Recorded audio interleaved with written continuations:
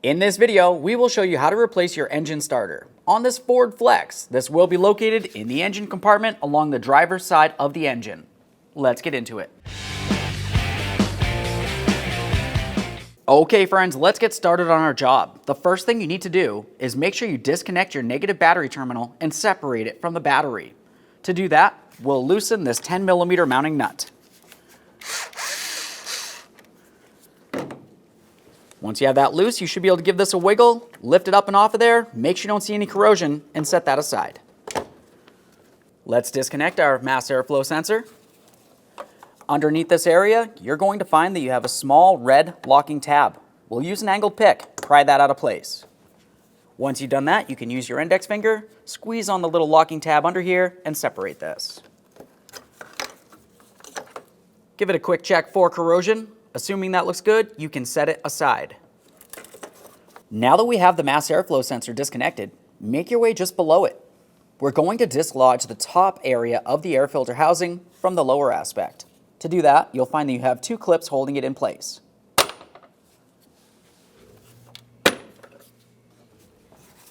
Now we can start lifting this up and pulling it towards the center where the engine is.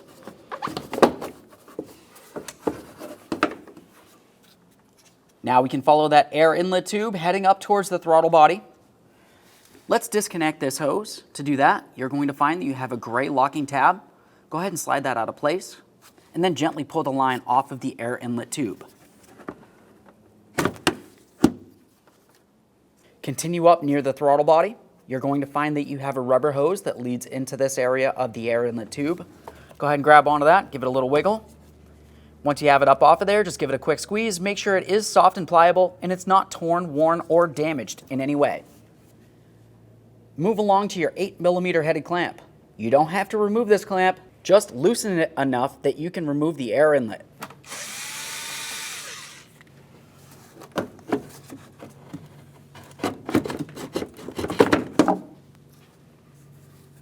Set this aside.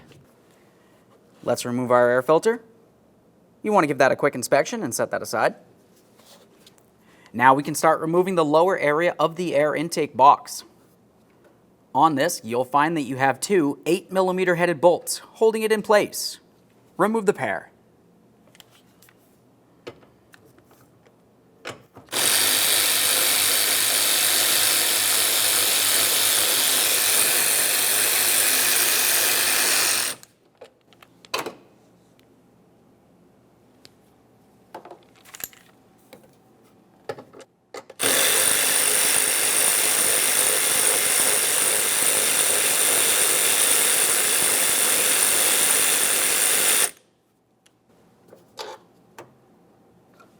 Now with both of those bolts out of there, let's continue on to this plastic trim piece. Go ahead and grab onto that, lift it up diagonally, and slide it out of position. Take hold of the air inlet box, lift it up and out of the vehicle.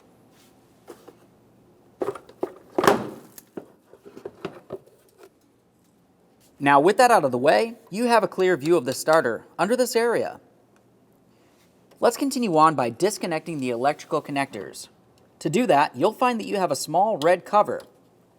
Pry that out of place and set it aside. You will be reusing that.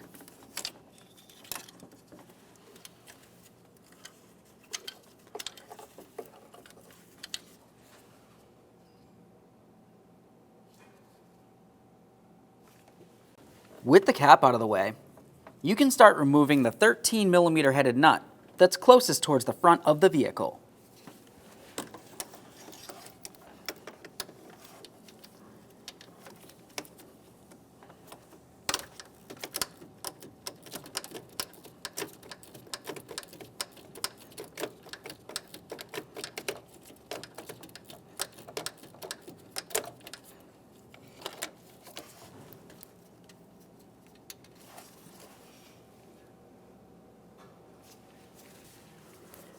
Take hold of that wire and slide it out of place.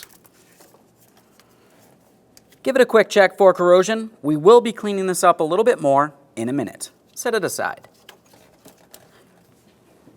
Now that we have the larger wire off of the starter, pause on the smaller wire. We're going to continue on to the two pieces of mounting hardware that hold the starter on. Now for the rearward one, you're going to find that you have a small wire connector holding it to the stud of the mounting hardware. We'll just use an angled pick, or you can probably use a pry bar, and gently pry this out of place. Now with that off of there, we can set that aside. Now let's use a 13mm to remove each one of these studs.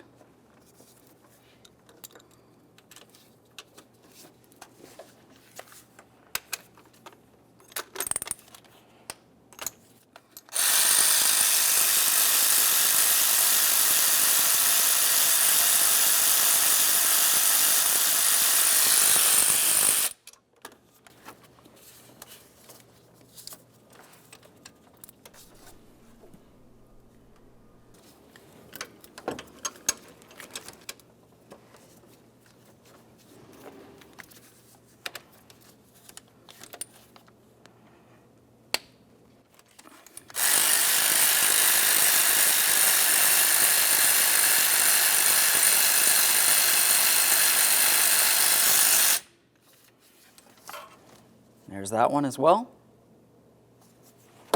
Now let's move along this area.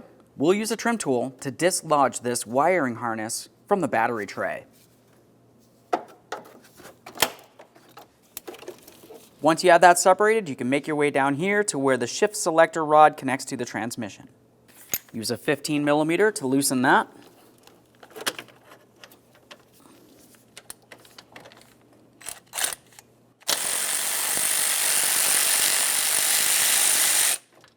Now we can grab onto that shift lever, give it a little wiggle, and separate it. Just swing that up and out of the way. Now we can grab onto the starter, give it a little wiggle, and then gain access to our last mounting wire.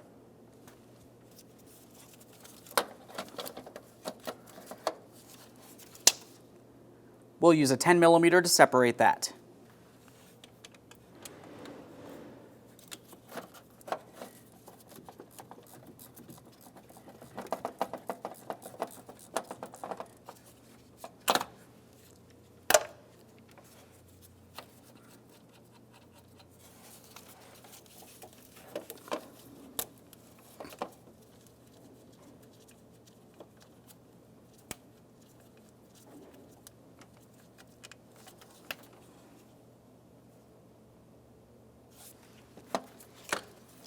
Remove the wire from the starter.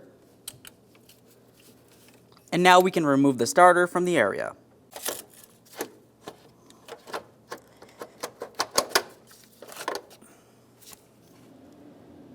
There it is, friends. Before we continue with the installation, it's a good idea to make sure you clean the mounting areas on each one of the wires where it will connect onto your starter. For this, we'll just use some fine grit sandpaper and give it a quick scuff.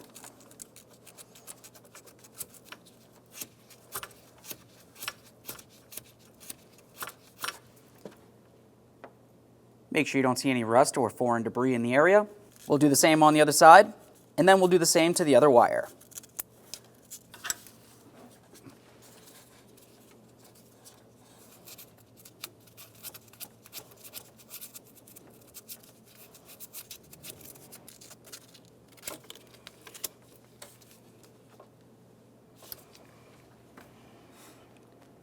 All right, let's get ready to install our brand new starter.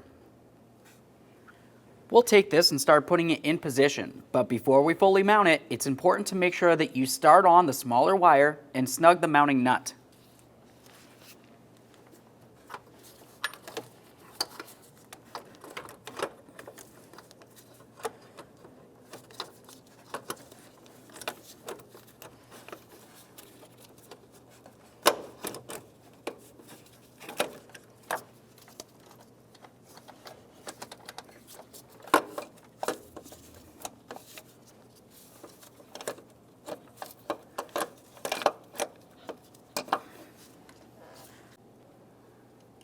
Put that smaller wire on the smaller stud here.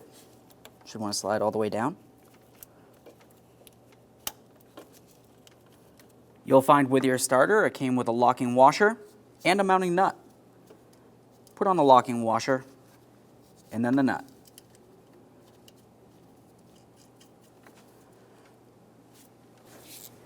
Now we'll bottom this out and then torque it to 44 inch-pounds.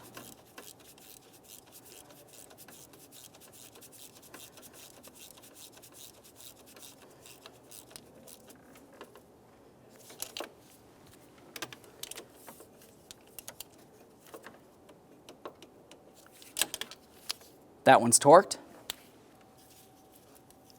Now while this is here, we might as well just do the larger wire as well. We'll start that in position, put on the new locking washer and our mounting nut.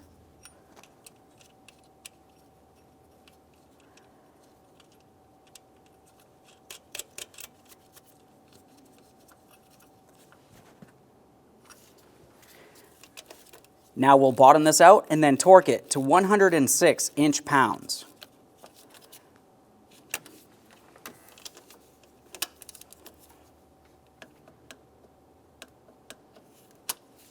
Now with both of those wires on there, let's continue on with our red protective cover. Slide that right on there. Continue on by putting your starter in place and starting in both of your mounting studs. Now I'll just use my socket with extension, start in this mounting bolt by hand, and then do the same exact thing to the rearward one.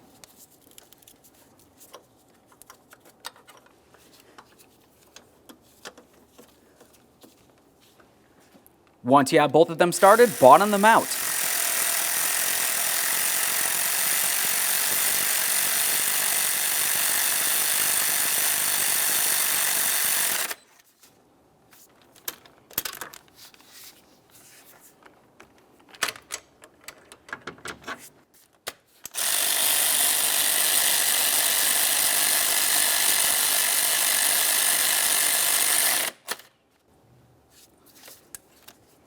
Now that they're snug, let's torque each of those to 35 foot-pounds.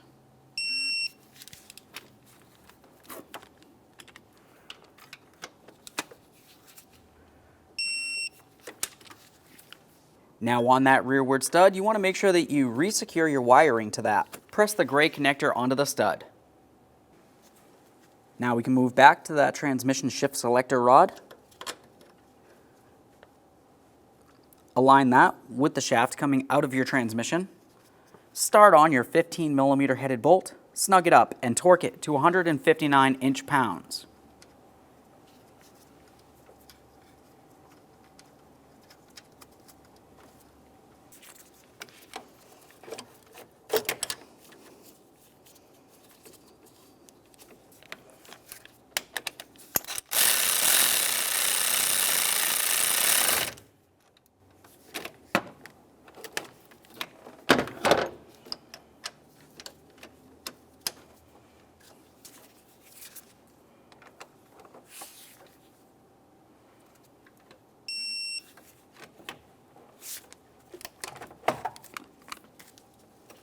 Now we'll re-secure our wiring to the battery tray. Now with the starter fully installed, mounted to the transmission, we're going to continue on by putting in the lower aspect of the air filter box. Before you press it into position, lubricate each of your rubber ports. Now while we try to bring this down into position, we want to make sure that we align each of our alignment tabs with those two ports.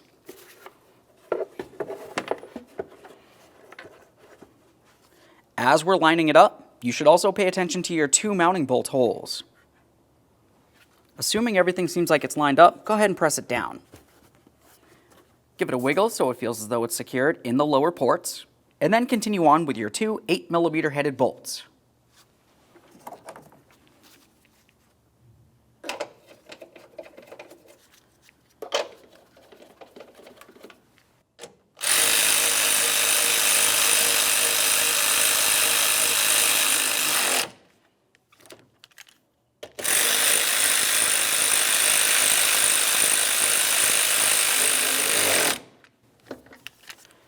Confirm that your lower air filter housing is secure. Now we can put on our plastic trim piece. Having a look at the bottom side, you can tell that you have two tabs that protrude out, and you have two slots in this area for them to mount into.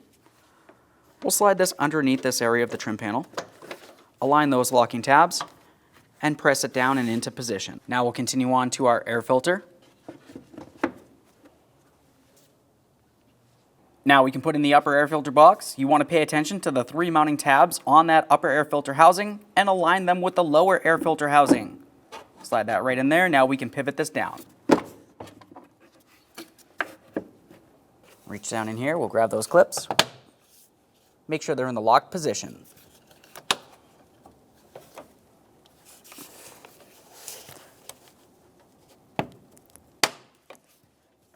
Move along to where the air inlet connects to the throttle body assembly.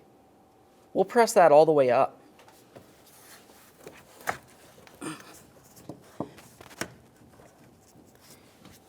Make sure it's seated perfectly all the way around. Tighten your mounting clamp.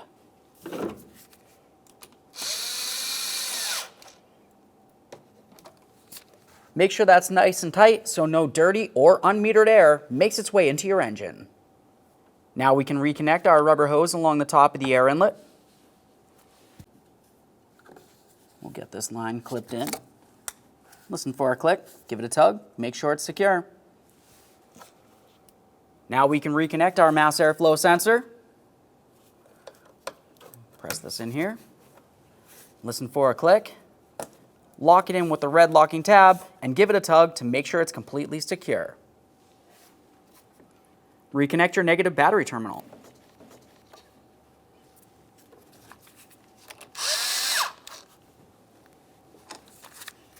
Make sure that's nice and tight. Okay friends, we showed you how to install the starter on your vehicle. At this point, you can go ahead and close the hood and test the starter functionality, and then take it for a road test. Thanks for watching. When only the best will do, demand TRQ.